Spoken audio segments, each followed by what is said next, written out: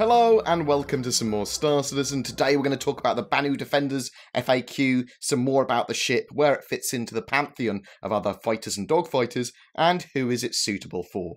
The cockpit visibility, obviously, is probably the most important thing we're going to be talking about here. They are planning to greatly improve the visibility from the cockpits for the pilots. There are several options that they may use, but it will not majorly impact the overall look of the ship, and they want to keep its concept kind of clean, but it's possible, for example, the arms and prongs might be moved or angled to solve the issue. They might raise the cockpits up slightly. They might have chairs that are slightly higher. Whatever. They will sort out the cockpit visibility so that it is not an issue. Range and mobility. So the Banu Defender is effectively a heavy fighter by World War II definitions of the word anyway. It's outfitted for longer operational range than other fighters of its class. In fact, it has the longest range of all similarly sized fighters available. It has fuel intakes, dual fuel tanks, and a large quantum drive, as well as a jump drive as standard. So it's going to be able to literally straight away with its stock loadout travel around the verse. It will have the edge in mobility for a fighter of its size as well, with its lighter hull armour, but powerful size 2 medium engines. The ship has no cargo space to speak of for haulage or storage boxes, though it may be able to carry equipment and personal items, so just not going to be able to haul cargo containers around. The components for the ship are easily accessible from the inside, allowing you to easily repair them even during combat, assuming that you have that second person running around. Something that other similarly sized ships and fighters cannot do. In atmospheric flight, it is sleek enough to not suffer too much drag, but manoeuvrability may take a slight hit compared to what it can do in space and zero-G. The idea is that it's able to accompany the merchantman from ground to space and space to ground without having any problems that may change the way it's like escorting the ship. So it's going to be able to fight in all conditions particularly well. The weapons and equipment. So the ship comes with 4 size 3 hardpoints with gimbaled singed tachyon cannons as standard. These can be swapped out for fixed size 3 weapons or whatever setup you want up to that size. The Singe is a long-range high-damage weapon with very fast travelling accurate projectiles. The ship has powerful size 2 medium shields from the shield masters that are the Tavaran, at least it's Tavaran in design. This gives some extra protection against ballistics, amongst other things too. They are very powerful shields. It is also backed up by dual size 1, or light, but powerful power plants, giving the ship more than enough power for its weapons, engines, and shields. All of the weapons and components can be swapped out just like any other ship. It's not proprietary components there. You're going to be able to mix and match stuff and move stuff around, although obviously that will change the way the ship flows and what exactly you can outfit it with.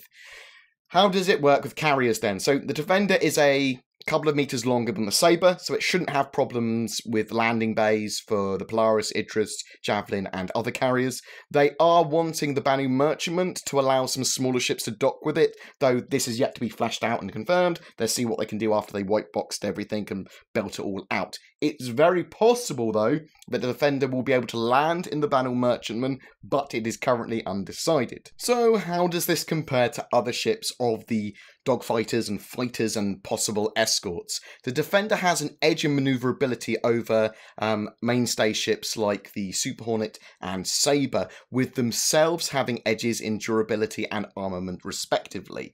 The Xi'an Scout is more manoeuvrable than the Defender. In terms of SCM or afterburner speeds, the Defender is faster than the Sabre, and with the Buccaneer, the Defender should outperform the Buccaneer slightly in terms of general manoeuvring, but contend less favourably with the Buccaneer's strong retro thrusters and better strafing ability. Defenders excel in distracting and confounding would-be attackers, giving their charges, like the Banu Merchantman or other cargo ships, the chance to slip away to safety. Their speed and mobility make them good for holding the point position, intercepting threats, and reacting quickly to flanking manoeuvres. These traits make the Defender an excellent, Defender or escort ship. They present attackers with a dilemma: expend time and resources trying to go after that agile escort ship, the Defender, or do they take the fire and try and go straight for the cargo ship or the merchantman or whatever? And since that raiders favour kind of those heavily armed but less armoured ships, it can be quite a difficult choice for them. And the idea of the Defender is to repel them, to make them take a lot of damage quickly. They go, well, this isn't worth our while.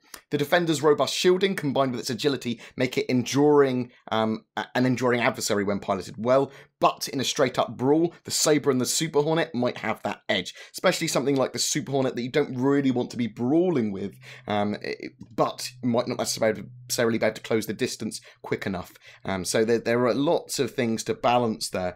Between the three ships, they suggest that the more skilled pilot that knows how to utilise their ship would be the winner here. So up against those three, whoever's better skilled. Suitability, so the ship can be flown solo without any loss of function, but you can have that extra player there or NPC to help you with the systems or even aim the guns.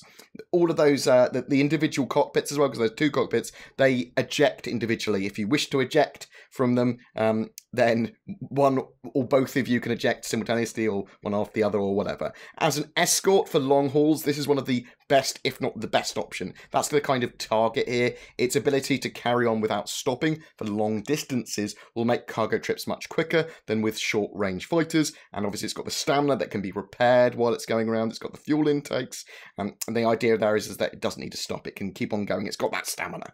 The ship won't get shredded by ballistics either, as the shield does give some protection against them, though ballistic weapons would still be a good choice against them. I wouldn't want to brawl with that Super Hornet with a ballistic build geared to taking out a Defender at close range anyway. In regards to racing, of the non-racing ships, it's definitely going to be one of the better ones for racing as a non-racing ship. The ships are supposed to be for like high-level escort. With its standard loadout as well, it is pretty solid. It's one of the best standard loadouts that I've heard described anyway. That short-range trips and that sort of stuff, I might prefer the Super Hornet as my escort though, because it can obviously take a lot of punishment, deal out a lot of punishment. But on the longer range ones, that Defender probably coming into its own. In the form of other ships that might be able to take its place. Well, not necessarily take its place, but there are some alternatives for escorting if you think outside the box, in the form of Vanguards and Cutlasses. If you want durability and stamina, then Vanguards and Cutlass Blacks might work very well, though they're not like Dogfighters. They are effectively fighters, and working together they might be able to repel would-be attackers and other fighters. I think that turret gameplay as well, with those two ships in the future, is going to be a pretty powerful thing. Normally, when you're defending cargo ships, you would expect the enemy to have ships nearby to be able to pick up that looted cargo, and they're going to have quite fast, heavily armed ships, but not necessarily lots of armour on those ships, unless possibly they intend to board the vessel, and in which case they would require some form of transportation to get forces onto that ship. And the idea here is that with Cutlass, with the Vanguard, you're able to make those raiders think twice. You'll be able to target some of those, if they've got a transport ship, go blow their transport ship up. There's no point in them fighting anymore if that happens. I like the idea of the Defender and where it sits in the verse, and I kind of understand its role, but I feel that there might be cheaper, less exotic choices for the cargo runs and escorts that I'd do. But as I said, as for super long range escorts and that sort of stuff, or mixing a few Defenders into a lineup might work very well, but $175 to $185 is a bit too much for me, and I will be grabbing mine if I get one in-game. And that's it for the Banu Defender. If you want to know more about the ship, please check out my ship buyer's guide that was done earlier in the week. This is like a additional to that with the FAQ. But we shall revisit the Defender in the future, as well as all other ships in the future actually, once Item System 2.0 is fully implemented, and we have the full stats of everything that we can there do full comparisons with. Every month, you can also win a chip, and all you need to do is be subscribed to my YouTube channel and comment on any of my Star Citizen videos that month. For April, we are giving away a Drake Buccaneer. So tell me, did the FAQ make you like the Defender more? Are you happy with what they're going to be doing with it? Or don't you see where it fits in the verse and you're like, another combat ship. Do you like the more exotic alien ships, or do you prefer the human ones? Does the size increase in the Banu Merchantman, because now it's the assumed size of a Polaris Corvette, which is about 155 meters long? Does that make you want to buy a Merchantman? Or are you going to get one in the verse? Or don't you care? I'm a pirate and I'll blow it up, whatever. A massive thank you to my Patreons. Without you, I could not produce the amount and quality of content that I do. Thank you so much. Please check out my links below if you're interested in helping with the Patreons, as well as everything else that we've discussed today. Remember to like and subscribe, as it genuinely does help me, and I will see you in the verse.